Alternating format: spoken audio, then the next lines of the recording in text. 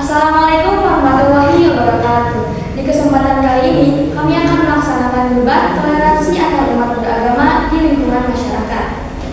Tim pro diwakili oleh Eka dan Dede, dan tim kontra diwakili oleh Saskia dan Dede. Hal yang akan kita bahas adalah munculnya pro dan kontra saat bulan Ramadan tiba. Untuk mengakhiri waktu, langsung saja kita persilahkan untuk tim pro menyampaikan pendapatnya. Assalamualaikum warahmatullahi wabarakatuh. Waalaikumsalam warahmatullahi wabarakatuh. Dan terhormat moderator dan teman-teman semua, kami dari tim Pro berpendapat bahwa tradisi maulid tahun di wilayah non-muslim memiliki banyak manfaat yang patut dipertahankan. Yang pertama yaitu solidaritas umat muslim. Tradisi ini mengerat rasa kebersamaan antar muslim, terutama di dalam minoritas umat muslim merasa tidak sendirian dalam menjalankan ibadah puasa. Yang kedua, membantu disiplin beribadah, membangunkan sahur menjadi pengingat agar umat muslim tidak ketinggalan sahur, sehingga mereka bisa lebih disiplin dan kuat menjalani puasa sehari penuh. Selanjutnya akan sampaikan mereka. Baik, menambahkan manfaat yang ketiga adalah pelestarian budaya dan identitas. Tradisi ini merupakan warisan budaya Islam yang perlu dijaga. Dengan adanya kegiatan ini, umat muslim tetap bisa melestarikan identitas keagamaannya di tengah mayoritas muslim. Manfaat yang keempat, dakwah solidaritas yang positif.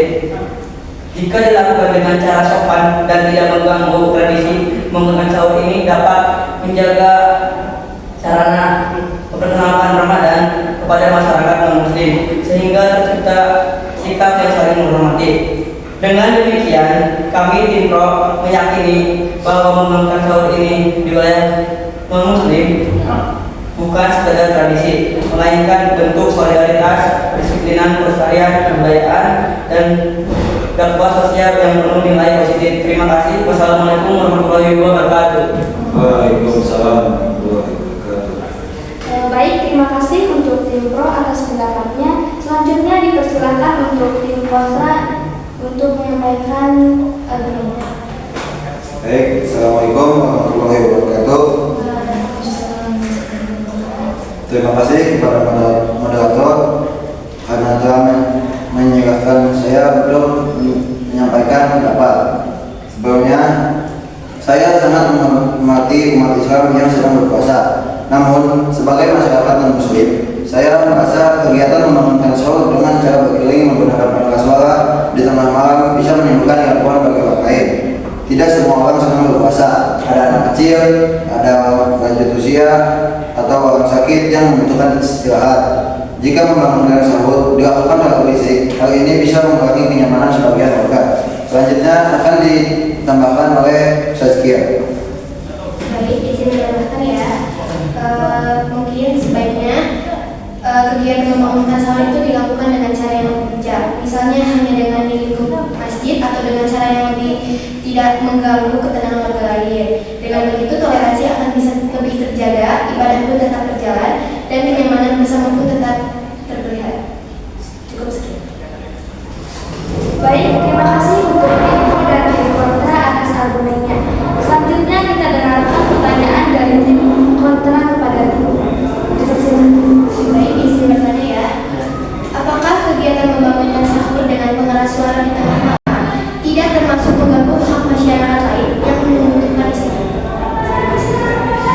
Baik.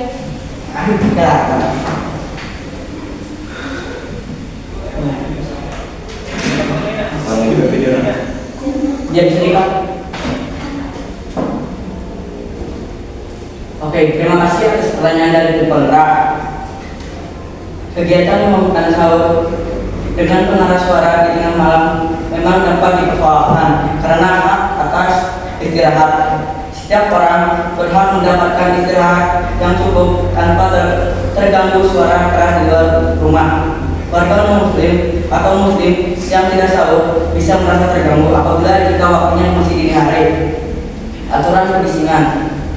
Di banyak daerah ada peraturan tentang batas kebisingan pada malam hari. Menggunakan toa atau pengeras suara bisa dianggap melanggar atau aturan ketertiban umum.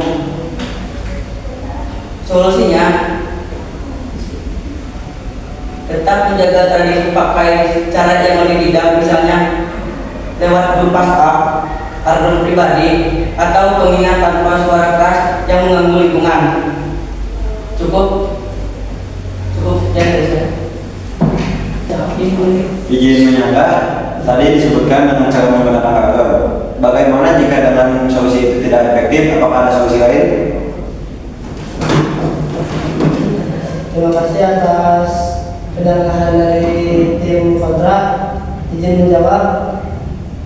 Ada cara lebih efektif melakukan sebuah tanpa alarm, yaitu untuk meminta membangunkan kepada orang lain, yaitu keluarga atau teman yang dekat dengan rumah. Dengan cara itu, dengan cara mengetuk pintu atau jendela di sekeliling rumah. Cukup sekian. Terima kasih. Baik, selanjutnya yaitu kesimpulan yang akan disampaikan oleh pemenang. Dipersilakan. Baik, terima kasih atas kesempatan yang telah diberikan. Izin menambahkan dan izin berbicara. Argumen yang disampaikan oleh tim pro dan tim kontra adalah argumen yang sangat bagus. Tentu saja sebagai penengah saya harus menyimpulkan hal-hal yang telah kalian sampaikan tentang pendapat kalian dalam permasalahan toleransi antara di lingkungan masyarakat. Nah, tentu saja di lingkup masyarakat yang besar, tentu saja sering terjadi pro dan kontra. Betul yang disampaikan oleh tim kontra. Bagaimana jika waktu istirahat beberapa orang terganggu karena hal-hal tersebut? Nah, betul juga yang telah disampaikan oleh tim pro, kita bisa lebih bijak dalam membangunkan sahur, misalnya dengan cara pengeras suara di lingkungan masjid saja, tidak perlu berkeliling komplek dan mengganggu istirahat orang-orang yang lain. Nah, bagus juga dengan jawaban yang telah diberikan tadi. Gimana sih kalau misalnya alarm itu tidak efektif? Kita tuh bisa meminta tolong kepada orang-orang yang biasanya membangunkan sahur untuk tidak berisik, tetapi lebih dengan cara efektif dengan cara tersebut. Misalnya mengetok pintu masyarakat sekitar untuk membangunkan sahur. Nah, dengan itu kan berarti orang-orang yang non-muslim ataupun minoritas yang lain tidak terganggu. Nah, argumen yang kalian sampaikan itu tentu saja sangat bagus, karena kita ini kan di negara yang memiliki Bhinneka Tunggal Ika, berbeda-beda tetapi tetap satu. Jadi untuk tim kontra pun sebaiknya harus bisa menerima dan bertoleransi kepada tim pro, dan tim pro pun harus lebih bijak dalam membuat dan memikirkan sesuatu. Baik, terima kasih atas kesempatannya. Mungkin itu saja yang dapat saya sampaikan. Assalamualaikum warahmatullahi wabarakatuh. Baik, itulah debat antar toleransi umat beragama di lingkungan masyarakat. Mungkin cukup sekian, kurang lebihnya